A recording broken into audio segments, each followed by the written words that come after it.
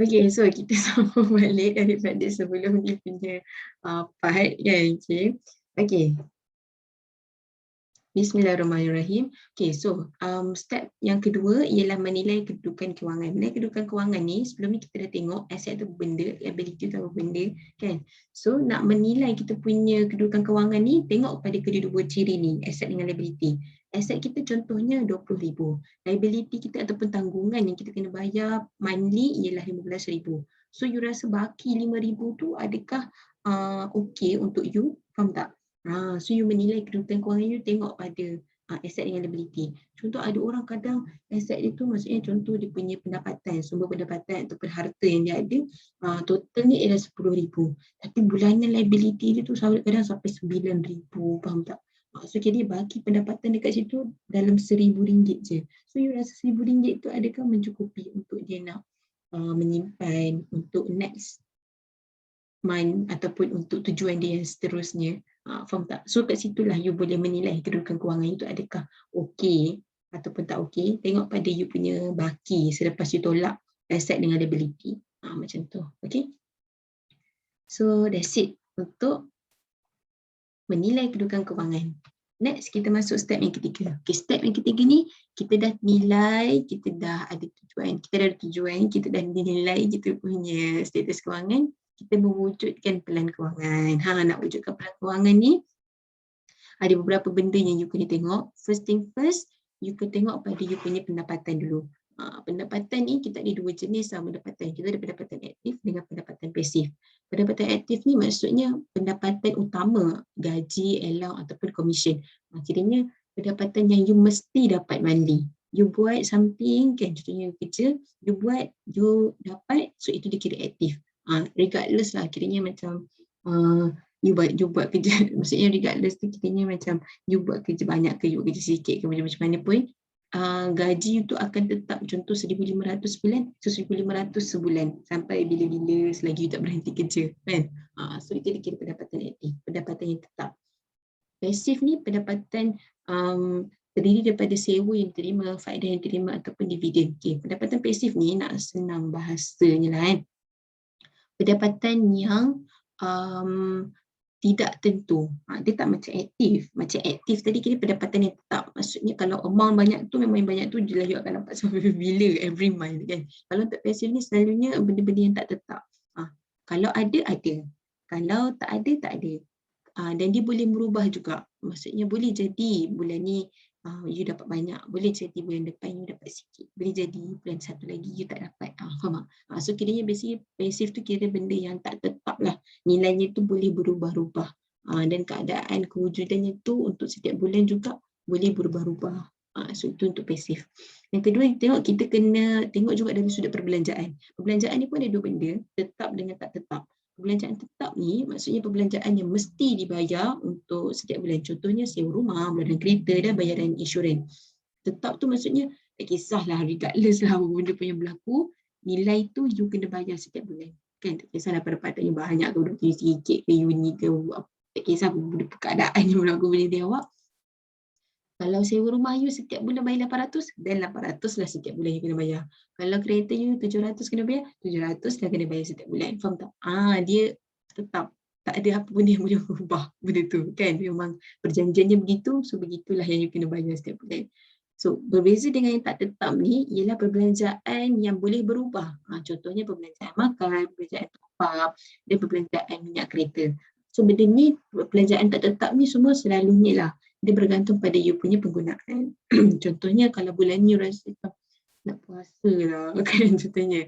So maybe you punya perbelanjaan tu kurang sikit lah berbanding dengan previous month kan. Faham tak? Sekiranya perbelanjaan tak tetap ni perbelanjaan yang boleh diubah. Boleh diubah sifat itu. You boleh tolerate benda tu. Kalau makan banyak sangat rasanya bulan ni macam kurangkan sikit kot spend pada makanan. Faham tak?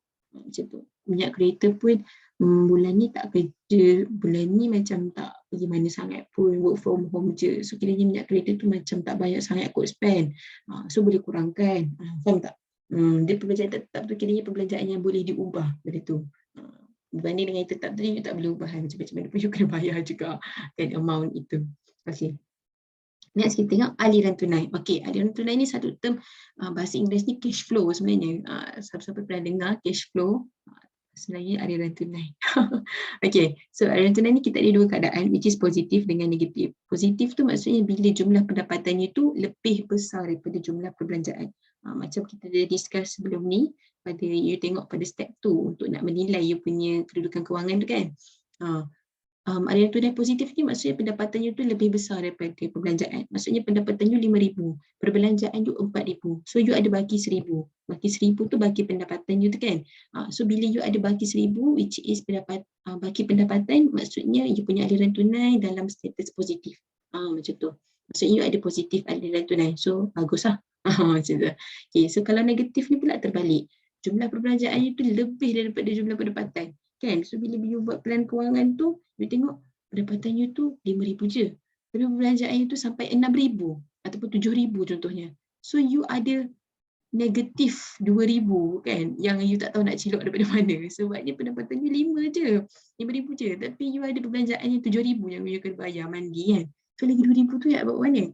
So 2,000 tu dikira sebagai baki perbelanjaan. Bukan baki pendapatan macam tadi mesti baki pendapatan.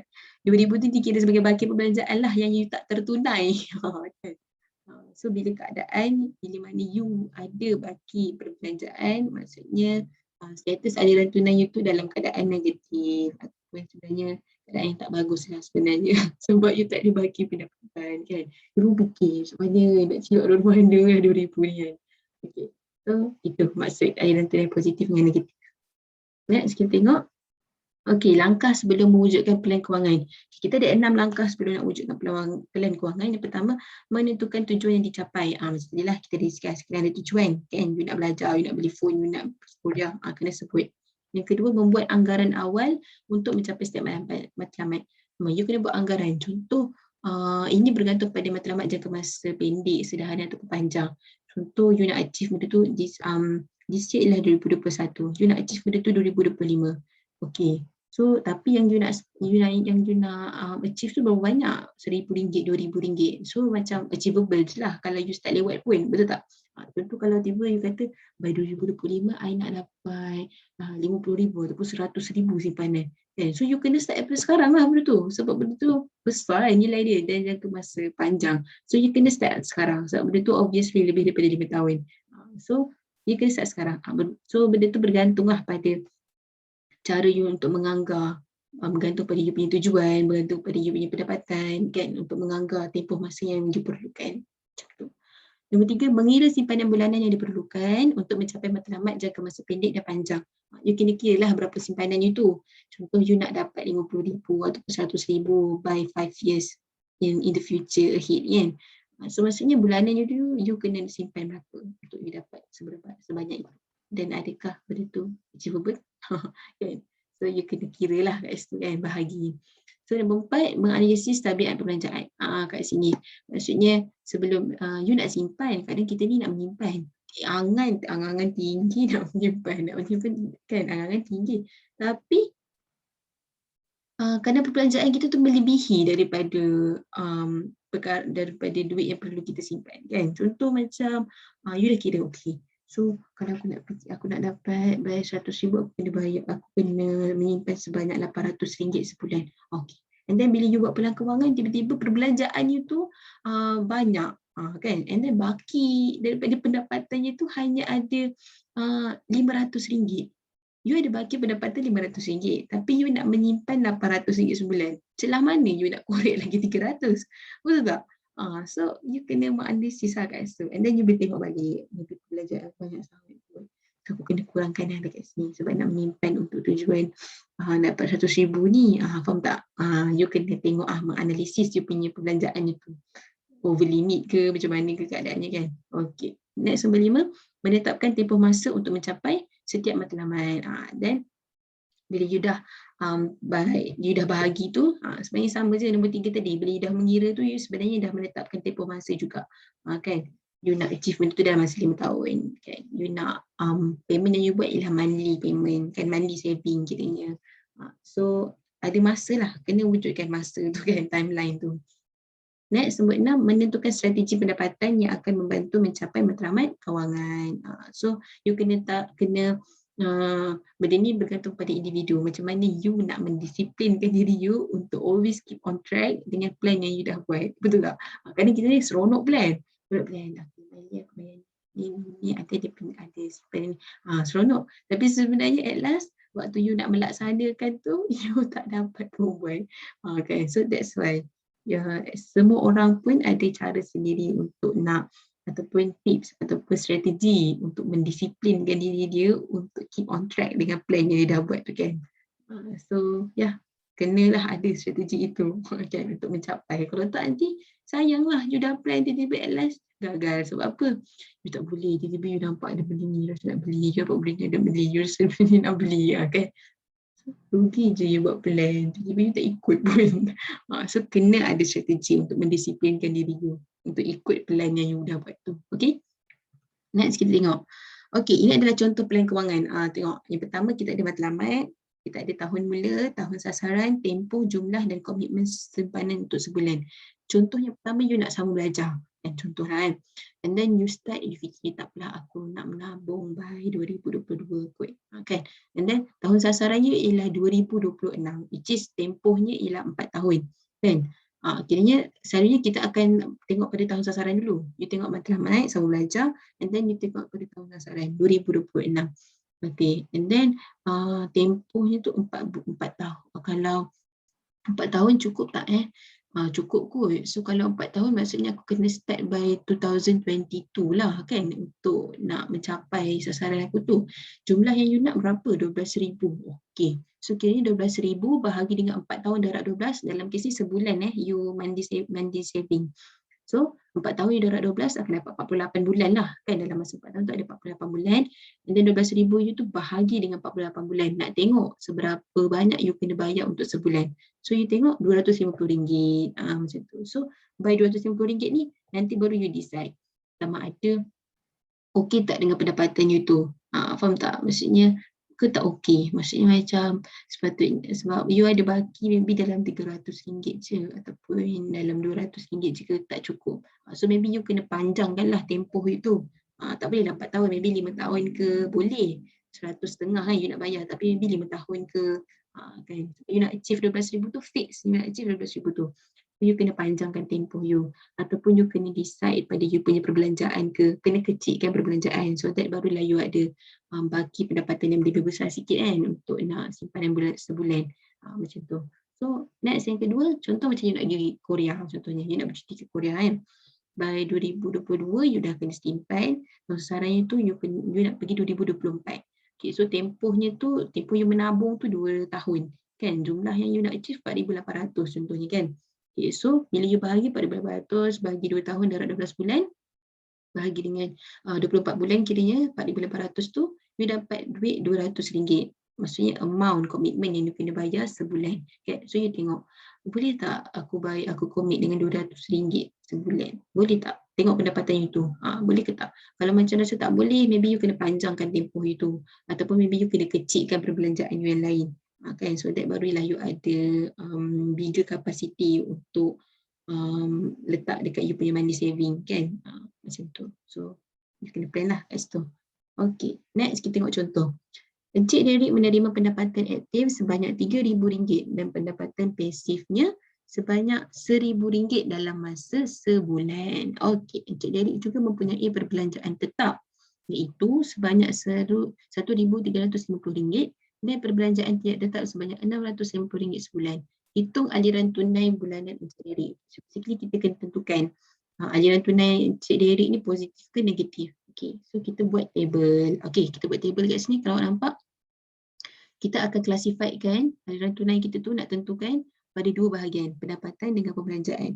Okay, so yang pertama tu pendapatan ada 2 jenis kan, aktif dengan pasif. So you tulis aktif dia berapa? Tengok kat sini RM3,000, betul? Untuk pasif dia tu disebut dekat sini sebanyak RM1,000. Okay, so you tulis. And then you jumlahkan. You jumlahkan pendapatan dia tu kiranya RM4,000. Jumlah tu jumlah pendapatan lah maksudnya. Okay, next kita buat slot yang kedua. Belah kanan dia tu ialah perbelanjaan. Perbelanjaan pun ada 2 kan, tetap dengan tidak tetap. Ingat tak? Kan? So tetap kita tengok kat sini dia sebut RM1,350. So you masukkan RM1,350. And then perbelanjaan tak tetap dia ialah RM650. And then bila you total up kan, you dapat jumlah perbelanjaan ni lah RM2,000. Nak tentukan status aliran tunai sama ada positif atau negatif, kita tengok pada nilai pendapatan dan perbelanjaan. Okey, kalau kita tengok kat sini, pendapatan dia RM4,000, perbelanjaan dia RM2,000. So pendapatan dia lebih besar berbanding perbelanjaan. Maksudnya aliran tunai Encik Derek ni ialah berkedudukan positif. Positif mempunyai baki sebanyak RM4,000, you tolakkan dengan RM2,000. Kita dapat baki RM2,000 kan. So itu adalah baki pendapatan. Kalau awak tengok dekat situ, dia slot pendapatan. Maksudnya dia ada baki pendapatan RM2,000. Bila ada baki pendapatan, maksudnya aliran tunai dia berkedudukan positif. Macam tu, senang je. So itulah. B. Jelaskan aliran tunai Encik Derek jika pendapatan pasif Encik Derek tidak wujud dan jumlah pembelanjaannya juga meningkat sebanyak 60%. Macam mana? Katakanlah kalau pendapatan pasif dia tu tak wujud and then jumlah perbelanjaan dia juga meningkat sebanyak 60%. So kita construct another table aliran tunai kan, untuk kita tengoklah sama ada aliran tunai dia tu positif atau negatif. So first of all, kira dulu peningkatan perbelanjaan. Tengok kat sini 60% kan daripada RM2,000 tadi perbelanjaan itu.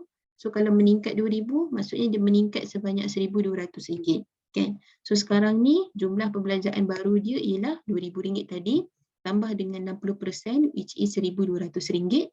Kita akan dapat jumlah perbelanjaan baru dia ialah RM3,200 kan.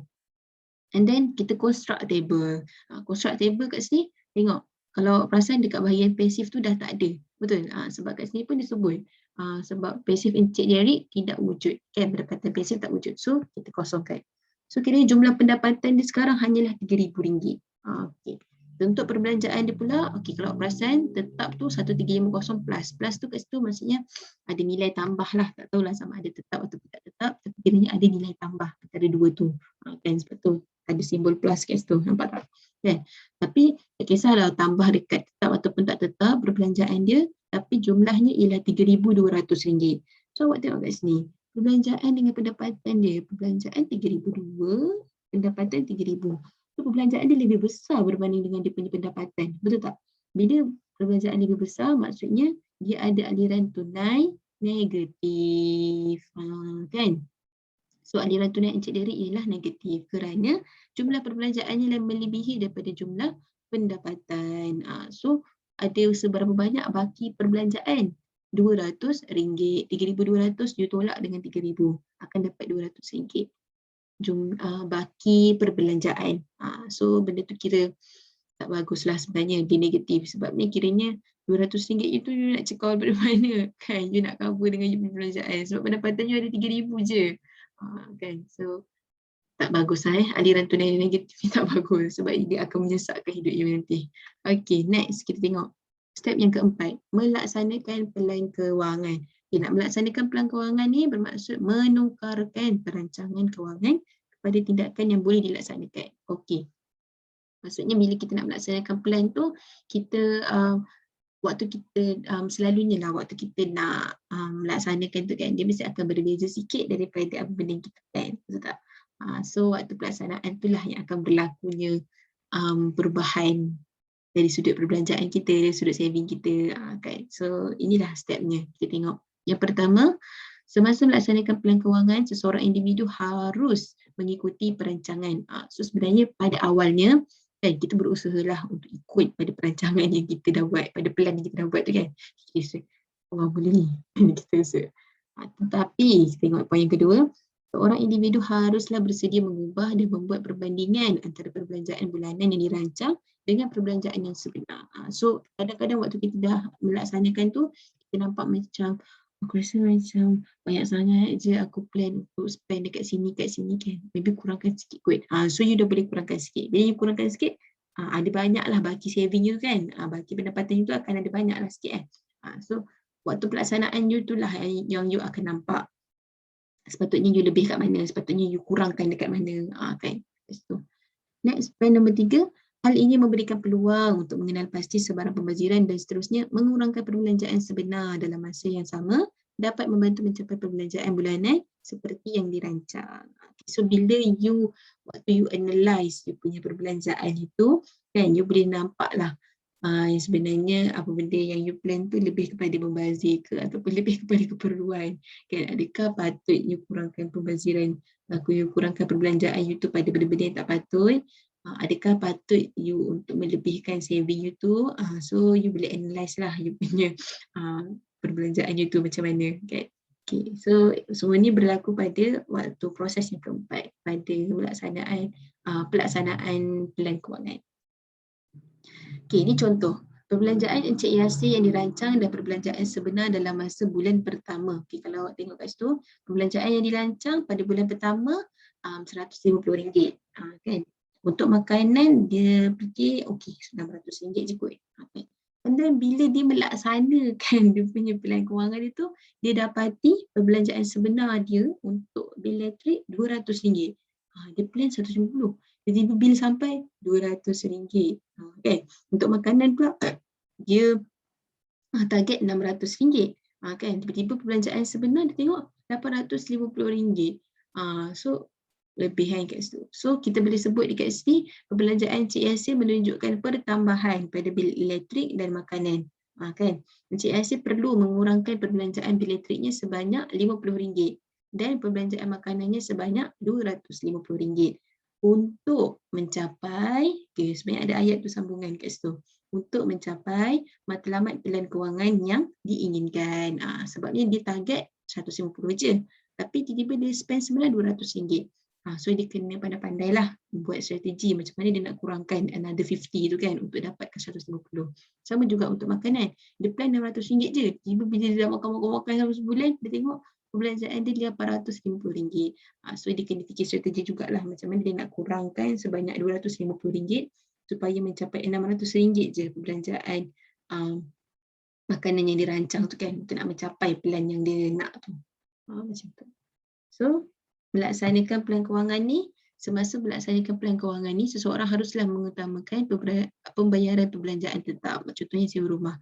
You nak melaksanakan pelan kewangan itu, you kena tengok dulu pembayaran tetap you tu. You kena dahulukan pembayaran tetap you tu. Yang mana keperluan dan yang mana keinginan.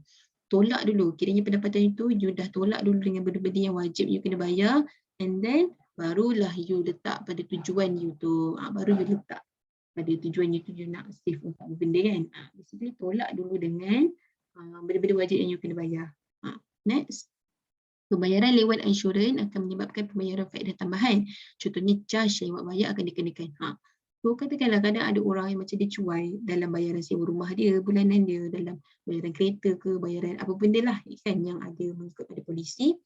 So kadang benda-benda macam tu bila dia cuai, dia akan meningkatkan charge lewat bayar. Bila meningkatkan charge lewat bayar, benda tu akan menambahkan lagi dia punya beban ataupun tanggungan liability dia sebenarnya, betul tak?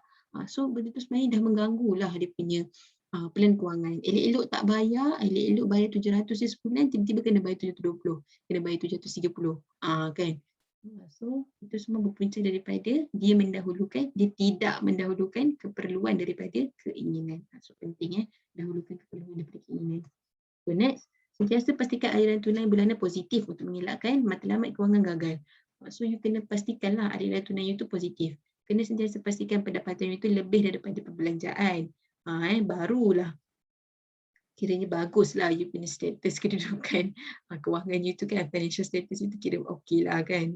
So nak elak daripada matlamat itu gagal dicapai. Maksudnya you ada saving, you ada baki pendapatan RM200. So RM200 tu you bolehlah untuk spend nak pergi Korea ke, spend nak beli phone baru ke, benda ke kan.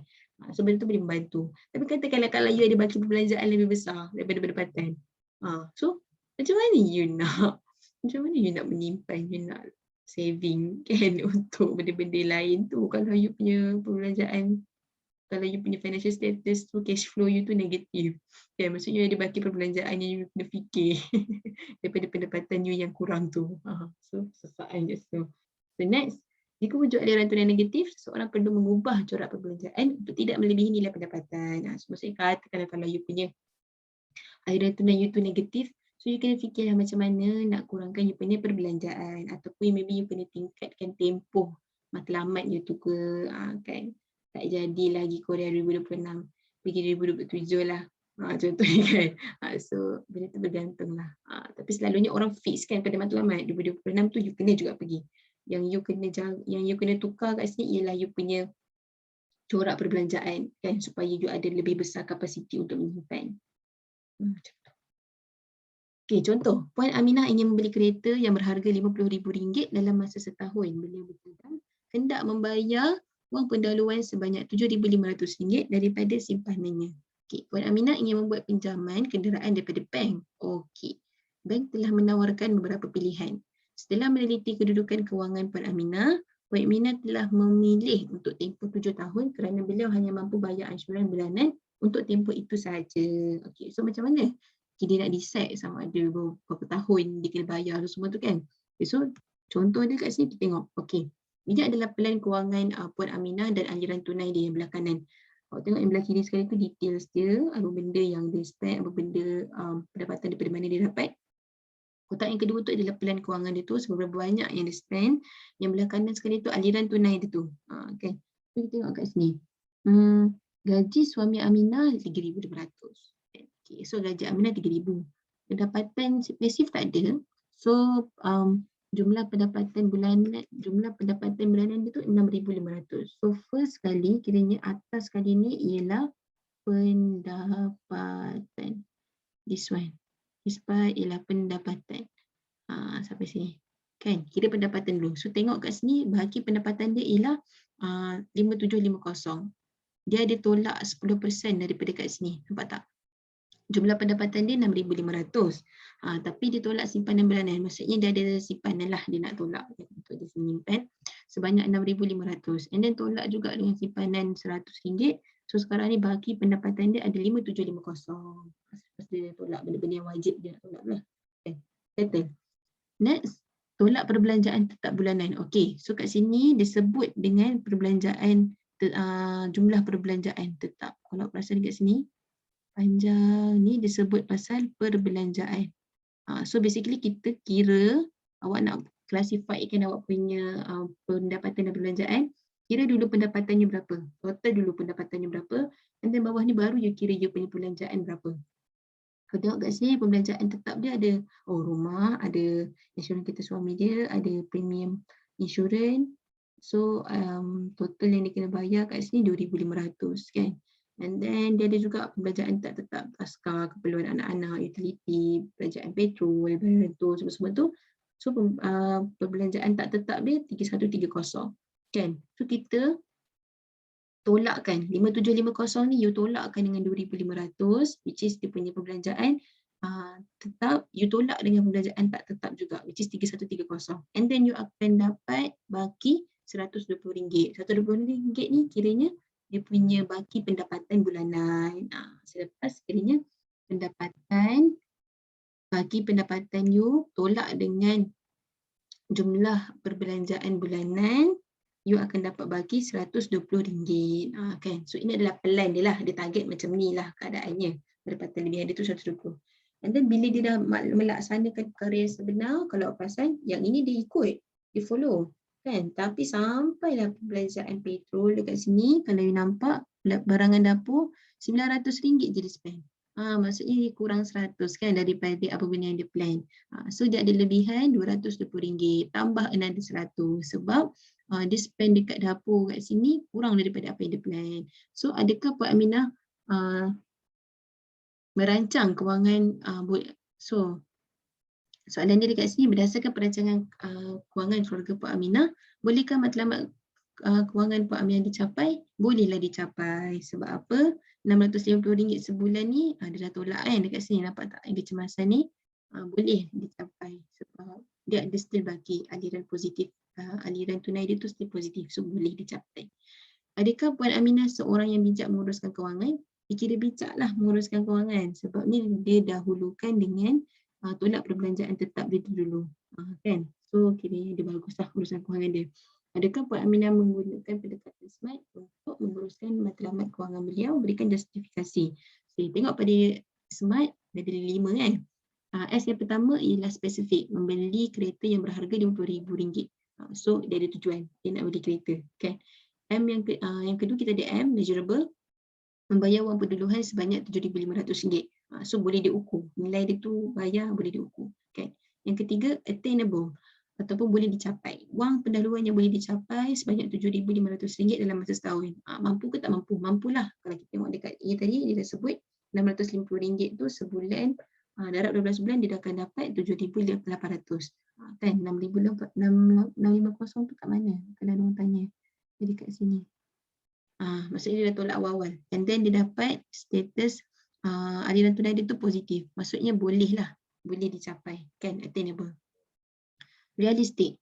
Simpanan bulanan sebanyak 650 daripada jumlah pendapatan 6,500 adalah sebanyak 10%. So maksudnya kiranya cukuplah. Kiranya hanya 10% sahaja daripada wang pendapatan dia tu digunakan untuk nak menyimpan untuk tujuan yang dia nak ni, kan. So dia realistik lah, bersifat realistik. Dia tak adalah 90% ke ataupun 80% ke macam besar sangat, kan. So dia adalah benda logik lah.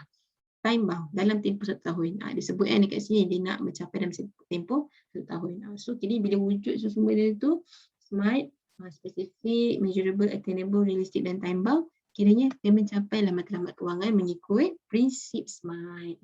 So itu saja untuk sharing session pada hari ini. Next kita akan sambung lagi pada part yang lain. So bye bye. Assalamualaikum.